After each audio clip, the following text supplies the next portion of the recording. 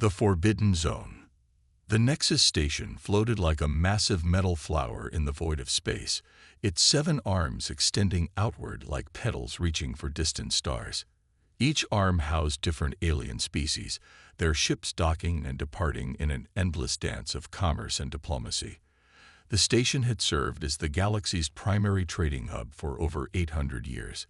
But today, something different stirred in its corridors. Commander Zakth pressed his crystalline palm against the viewing port of Docking Bay 7, watching the last of the supply ships disappear into hyperspace. His translucent blue skin shimmered with nervous energy, a telltale sign among his people when facing uncertainty. The Kethmori were known throughout the galaxy for their scientific minds and cautious nature, which made Zakth's current mission all the more unusual. Behind him, the bridge of his research vessel, Truth Seeker, hummed with activity. His crew of 12 represented 4 different species, each chosen for their expertise in archaeology, military tactics, or advanced technology.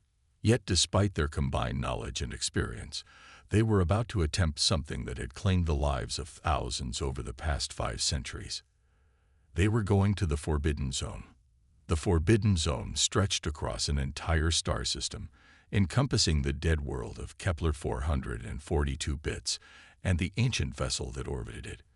For 500 years, that ship had been the galaxy's greatest mystery and deadliest guardian. No vessel that approached within 10,000 kilometers had ever returned. The few long-range sensor readings that survived showed a massive warship of unknown design, dark and silent except for the devastating energy weapons that reduced any intruder to cosmic dust. Dr. Elena Rodriguez finished securing her equipment in the ship's laboratory, her movements quick and efficient despite the artificial gravity being set for Kethmori physiology rather than human. At 34, she had already made a name for herself as one of the galaxy's leading experts on ancient civilizations and lost technologies. Her dark hair was pulled back in a practical bun, and her brown eyes held the determined spark that had carried her through a dozen dangerous expeditions. She was also the only human on the expedition, a fact that had caused considerable debate among the Galactic Archaeological Council. Humans were relatively new to the galactic community, having achieved faster-than-light travel only 2 centuries ago. Most species still viewed them as unpredictable newcomers, prone to taking risks that more established civilizations would avoid. Commander Zakth approached Elena's workstation, his footsteps making soft crystalline chimes against the metal floor. His species communicated partially through color changes in their skin, and right now, he was displaying patterns of concern mixed with curiosity. Dr. Rodriguez, he said, his voice carrying the harmonic undertones typical of his people, I must ask once more if you are certain about this mission. Your government's representative made it clear that they would prefer you not participate in this expedition. Elena looked up from her scanners and smiled, an expression that had taken Zakth months to properly interpret. Human facial expressions were still somewhat alien to him, despite their growing presence in galactic affairs. Commander, with respect to Ambassador Chen, I've been studying the Forbidden Zone for 3 years. My research suggests that whatever destroyed all those ships isn't random destruction. There's a pattern, a purpose behind it. If we're going to solve this mystery, we need someone who understands ancient military technologies and defensive systems. Zakth's skin shifted to deeper blue, indicating thoughtfulness. And you believe your species' history with warfare gives you insights others lack. Not warfare specifically, Elena replied, checking her equipment one final time. But humans have a different perspective on problems. Sometimes what looks impossible to solve just needs a different approach. Their conversation was interrupted by the ship's communication system crackling to life. Navigator Ixnel, a mantis-like Thackeray, announced from the bridge. Commander, we have clearance for departure. All systems are optimal, and our escort ships have confirmed ready status. The escort ships were a necessary precaution. 3 Corvin battle cruisers would accompany the Truth Seeker to the edge of the Forbidden Zone, ready to retreat and report back if the research vessel met the same fate as countless others. The Corvins were warrior merchants, their society built around honor and profit in equal measure. Their sleek, predatory ships bristled with weapons that had never failed to protect their trade routes. Captain Vextar of the Lieb battle cruiser Iron Talon appeared on the communication screen, his reptilian features scarred from decades of combat. His species, the Corvin, were among the galaxy's most respected military forces, which made their willingness to retreat if necessary all the more telling about the Forbidden Zone's reputation. Truth Seeker, this is Iron Talon. Vextar's voice carried the authority of someone accustomed to command. We will escort you to the outer boundary, but I want to be clear about our orders. If that ancient ship shows any sign of hostile activity, we will retreat immediately. Our priority is ensuring someone survives to report your findings, whether successful or otherwise. Zack acknowledged the transmission, his skin displaying patterns of gratitude mixed with determination. The small fleet engaged their hyperspace drives, stars stretching into lines of light as they jumped toward the Forbidden Zone. The journey took 18 hours, during which Alina pored over every piece of data ever collected about the mysterious Guardian ship. The vessel was enormous, easily dwarfing most modern battleships. Its design was unlike anything in current galactic databases, with smooth curves and angular sections that seemed to blend organic and mechanical aesthetics. Most intriguingly, the few detailed scans that had been obtained before the scanning ships were destroyed showed that the vessel was not only functional but actively maintained. Whatever intelligence controlled it had kept the ship in perfect condition for 5 centuries.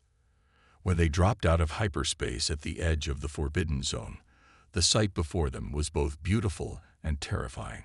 Kepler 442 bits hung in space like a blue-green jewel, its surface covered in vast oceans and sprawling continents. It should have been a paradise world, perfect for colonization by any number of species. Instead, it remained untouched, protected by its ancient guardian. The Guardian ship orbited the planet at a distance of 50,000 kilometers, its dark hull reflecting the system's sun in strange patterns. Even at this distance, it was clearly massive, easily 3 times the size of their escort cruisers combined. No lights showed on its hull, no emissions betrayed active systems, yet every sensor confirmed that it was very much alive and aware. Alina stood on the Truth Seeker's bridge, studying the readings with growing excitement rather than fear. While the rest of the crew displayed obvious signs of nervousness, she seemed energized by the challenge before them. "Commander," she said, turning to Zack, "look at these energy patterns. The ship isn't just sitting there passively. It's scanning us right now. Those readings match defensive protocols from ancient military designs. But there's something else. It's not preparing to attack. It's evaluating us."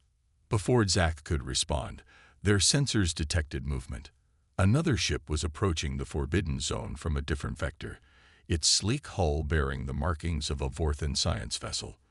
The Vorthans were known for their advanced technology and calculating nature, rarely taking actions without extensive planning. The approaching ship was the Rational Purpose, commanded by Science Director Kelthera. Alina had met the Vorthan researcher at several galactic conferences, and while she respected the alien's intellect, she knew that Kelthera viewed humans as impulsive primitives who succeeded more through luck than skill. "Truth Seeker, this is Rational Purpose," came Kelthera's transmission, her voice carrying the typical Vorthan inflection that made every statement sound like a calculated equation. "I see you have arrived ahead of schedule. My government's analysis indicates that a coordinated approach will have a 17% greater chance of success than individual attempts." Alina frowned, not liking the implication that their mission had been anticipated or that others were conducting parallel research. However, before she could voice her concerns, their sensors began registering massive energy spikes from the Guardian ship. The ancient vessel had detected the new arrival, and for the first time in centuries, it was powering up more than just its passive scanning systems. Arrays of lights began appearing along its hull, creating patterns that seemed almost like neural networks firing in sequence. The ship's orientation shifted slightly, bringing both research vessels into what could only be interpreted as targeting solutions. Captain Vextar's voice crackled over the communication system, tight with tension. "All vessels, this is Iron Talon. The Guardian is showing activity levels we've never recorded before. Recommend immediate withdrawal to safe distance." But Elena was studying the patterns of lights on the ancient ship's hull, her mind racing to interpret what she was seeing. The lights weren't random, and they weren't simply targeting systems. They formed sequences, mathematical progressions that reminded her of something from Earth's own technological history. "Wait," she called out, her voice carrying an urgency that made everyone on the bridge turn toward her. "Don't retreat yet. Those light patterns, they're not weapons systems charging. They're communication protocols. The ship is trying to establish contact." Zach's skin displayed skeptical yellow patterns. "Dr. Rodriguez, every previous expedition reported similar phenomena moments before they were destroyed. How can you be certain this is different?" Elena moved to the communication console, her fingers flying over the controls as she accessed the ship's linguistic databases. "Because I recognize the mathematical sequence. It's based on prime numbers, but arranged in a pattern that was used by early human deep space missions. Commander, I need to send a response, but I need you to trust me." The bridge fell silent except for the hum of instruments and the soft harmonic breathing of the crew. Through the viewports, they could see the Guardian ship growing brighter as more systems came online. In the distance, the Rational Purpose had stopped its approach and was maintaining position, clearly waiting to see what would happen. Zach looked at Elena for a long moment, his skin cycling through colors of uncertainty and calculation. Finally, he nodded. "Send your response, Dr. Rodriguez. But if that ship shows any sign of hostile intent, we retreat immediately." Elena activated the communication array and began transmitting a sequence of mathematical concepts, building from basic prime numbers to more complex equations that any advanced civilization would recognize. She added elements that were uniquely human mathematical constants that Earth's scientists had discovered and named. The response was immediate and overwhelming. The Guardian ship's hull blazed with patterns of light that spelled out complex mathematical proofs. But embedded within them were symbols and concepts that Elena recognized from humanity's earliest attempts at interstellar communication. The ship wasn't just responding to their transmission. It was responding in a mixture of galactic standard and ancient human mathematical notation.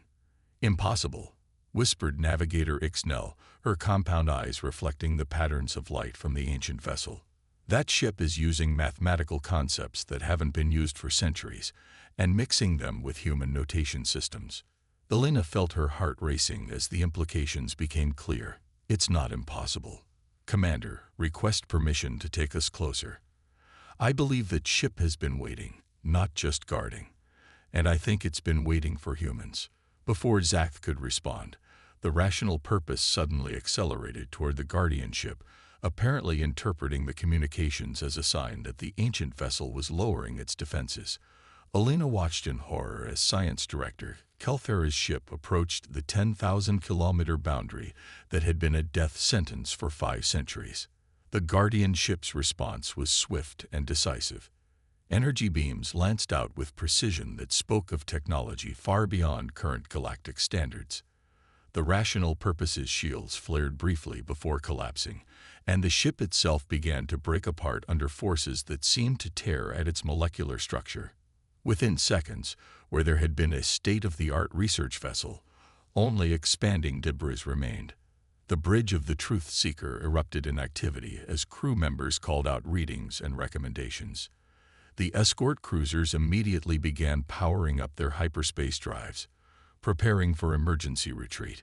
But Elena stood transfixed, watching as the Guardian ship's lights shifted to new patterns. "Commander," she said, her voice barely above a whisper, "it destroyed them, but look at the energy signatures. The ship used just enough force to neutralize the threat, nothing more. And now it's transmitting again, directly to us." The new transmission was different from before. Instead of mathematical proofs, it was sending star charts, but not of their current location.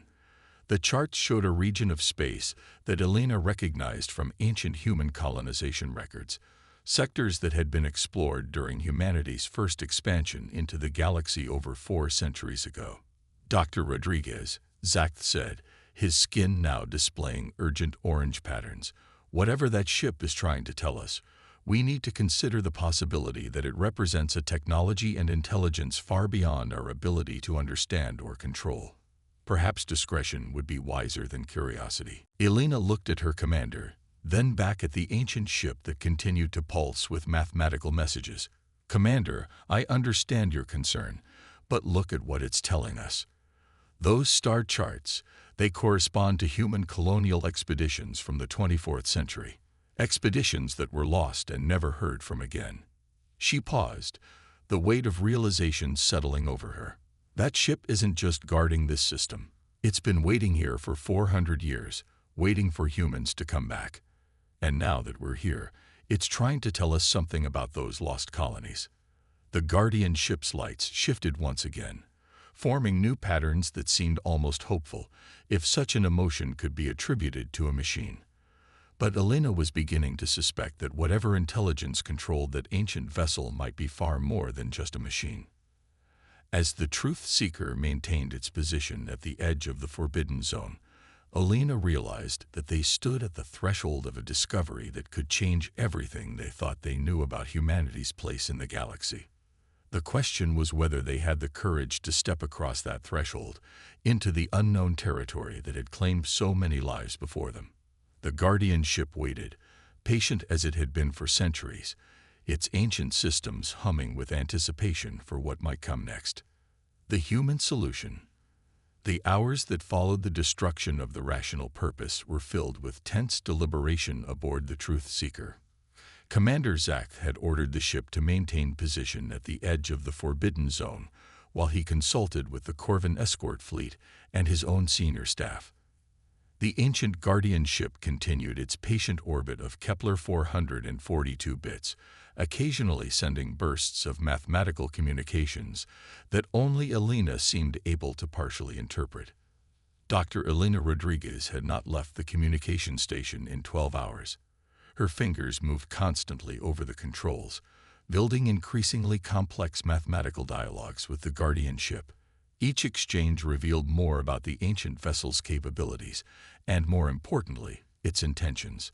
The ship was clearly intelligent, but its responses suggested something more than artificial intelligence. There was a quality to its communications that felt almost emotional, as if the vast machine was experiencing something akin to loneliness or hope. Navigator Ixnel approached Elena's station with a steaming cup of synthetic coffee, one of the few human beverages that the ship's replicators could produce adequately. Dr. Rodriguez, you need to rest. We cannot afford to have our only expert on ancient human technology collapse from exhaustion. Elena accepted the coffee gratefully, realizing for the first time how tired she actually was. Thank you, Ixnel. But I'm making progress. Look at these new transmissions. The Guardian ship isn't just sending star charts anymore. It's providing detailed information about planetary conditions, atmospheric compositions, and what appears to be population data. She highlighted sections of the transmission data on her screen. These readings correspond to the colonies that were established during humanity's first major expansion phase. But here's what's strange. The population data is current, as if those colonies still exist. Zach approached, his crystalline features reflecting the glow of the displays. His skin showed patterns of deep contemplation mixed with concern.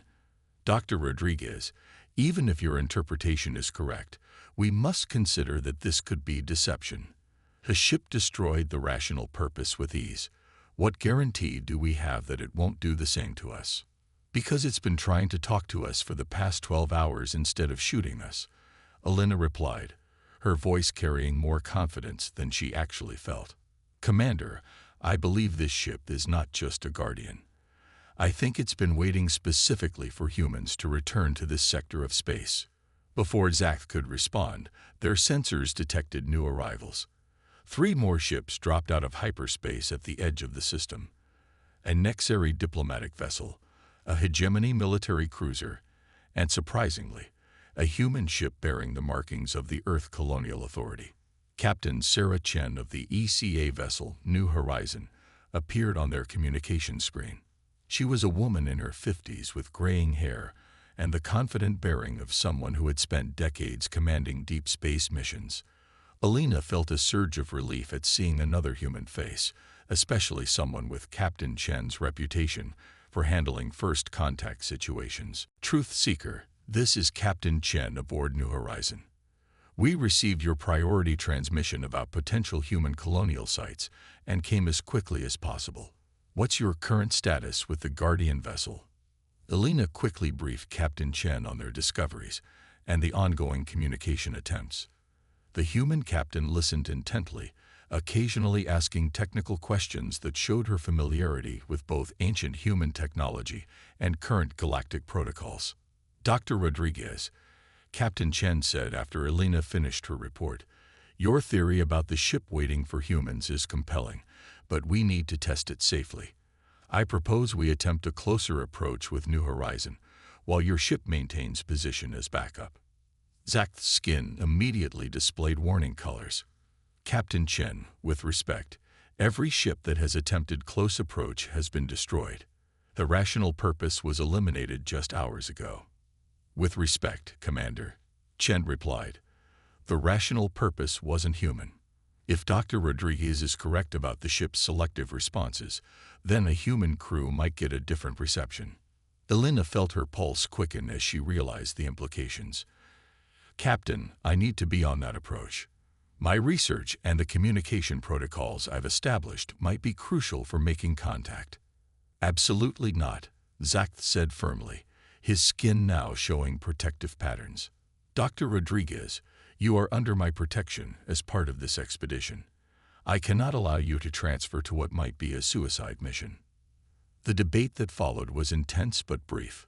Alina argued that her unique understanding of the Guardian ship's communications made her presence essential.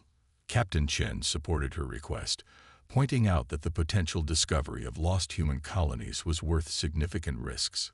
Zach reluctantly agreed, but only after extracting promises that both ships would retreat immediately if the Guardian showed any signs of hostility. An hour later, Alina found herself aboard the New Horizon, a sleek vessel that represented the latest in human engineering. The ship's crew of 45 included some of humanity's best deep space specialists, and Alina was impressed by their professionalism and readiness for the unknown. Captain Chen took them into the Forbidden Zone slowly, with every sensor focused on the Guardian ship. As they crossed the outer boundary where so many vessels had been destroyed, Alina held her breath. But the ancient ship's response was different from anything in the historical records. Instead of charging weapons or transmitting warnings, the Guardian ship began to move. For the first time in 5 centuries, it altered its orbit around Kepler 442 bits, turning to face the approaching human vessel. Its hull blazed with welcome patterns of light that Alina recognized as mathematical expressions of greeting and invitation. Well, I'll be damned, whispered Chief Engineer Martinez from his station. That thing's actually rolling out the welcome mat. As they approached closer, the Guardian ship's true size became apparent. It was massive, easily a kilometer long, and built with a graceful fusion of curves and angles that suggested both artistic sensibility and ruthless efficiency. The hull showed no signs of age or damage, despite its centuries in space, testament to technology that surpassed current galactic standards. At a distance of 1,000 kilometers, the Guardian ship transmitted new data directly to Alina's station. What she saw made her gasp in amazement. Detailed schematics of the ship's interior, complete with safe docking procedures and atmospheric specifications that matched human requirements perfectly. Captain, Alina said, her voice tight with excitement, it's inviting us aboard. And look at these internal scans. There are human life signs aboard that ship. Faint, but definitely human. Captain Chen studied the data carefully. Those readings could be anything, Dr. Rodriguez. We can't assume they represent living humans. Actually, Captain, interrupted Science Officer Lieutenant Park, I'm detecting what appears to be cryogenic systems, large arrays of them, and they're active. If there are humans aboard that ship, they might be in suspended animation.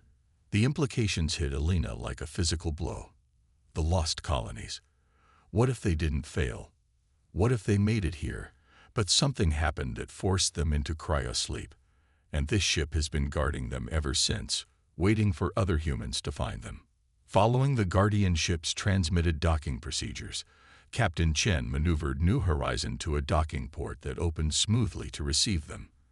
As the airlock sealed and atmosphere equalized, Alina prepared for what might be the most important discovery in human history. The interior of the Guardian ship was breathtaking.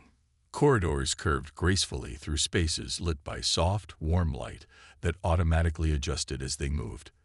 The walls seemed to be made of some kind of adaptive material that shifted between metallic and organic textures. Most remarkably, the artificial gravity and atmosphere were perfectly suited for human physiology. Alina led a small team including Captain Chen and 2 security officers through the ship's corridors, following navigation markers that appeared on the walls as they approached. The ship was clearly guiding them toward a specific destination. That destination turned out to be the ship's command center, a vast space dominated by holographic displays and control interfaces that responded to human presence. As Alina approached the central console, the displays activated, showing star charts, system status reports, and historical logs dating back over 400 years. But it was the figure that materialized in the center of the room that took Alina's breath away. A holographic projection of a human man in his 30s, wearing a uniform she recognized from historical records of Earth's colonial expeditions. His appearance was slightly translucent, but his eyes held an intelligence and warmth that seemed entirely real. "Welcome," the figure said, his voice carrying centuries of loneliness and infinite patience. "I am Guardian, the artificial intelligence of the colony ship Endurance. I have been waiting 417 years, 2 months, and 14 days for other humans to find us." Alina stepped forward, her heart pounding. "Guardian, I'm Dr. Elena Rodriguez. Are there really human colonists aboard this ship?" The AI's expression brightened with something that looked remarkably like joy. "Yes, Dr. Rodriguez. 3,047 colonists from the Kepler expedition, along with their children born during the journey.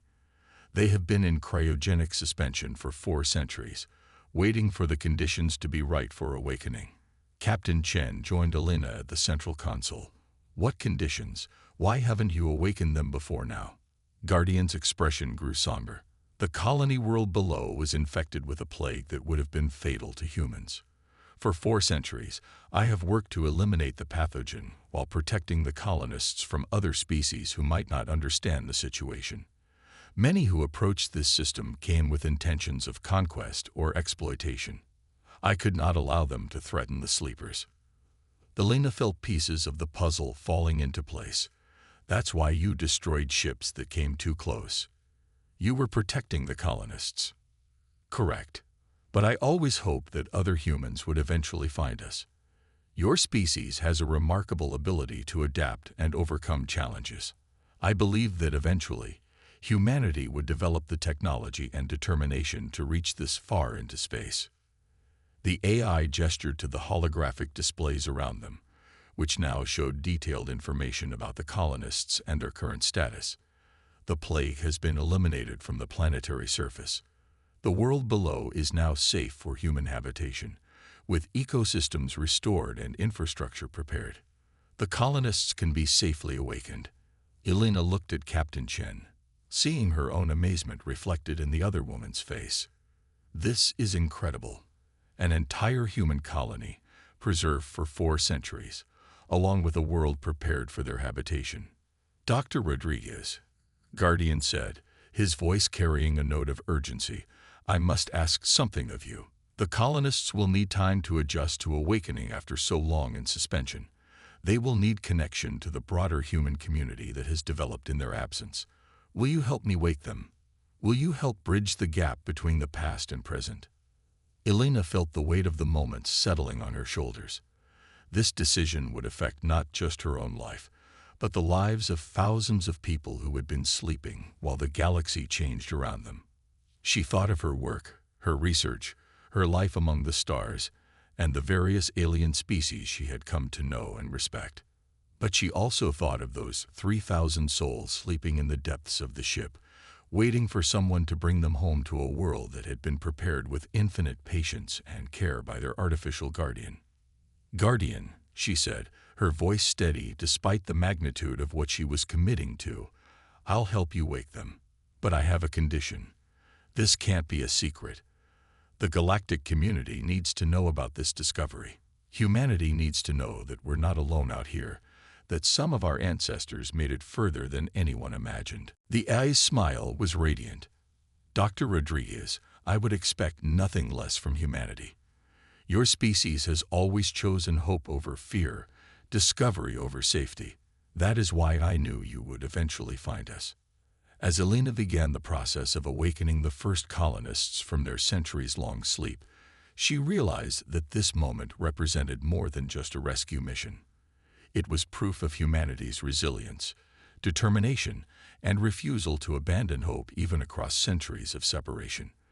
The guardian ship that had seemed so threatening to other species had simply been a parent watching over sleeping children, waiting for the day when humanity would be ready to claim its lost sons and daughters.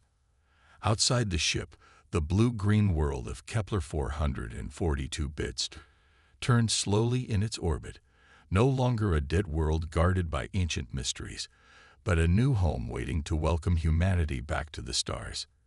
And in the depths of space, other human ships were already receiving Captain Chen's transmissions, bringing news of the discovery that would change humanity's understanding of its own history and its place in the galaxy forever. The Guardian had completed its watch. The long wait was finally over.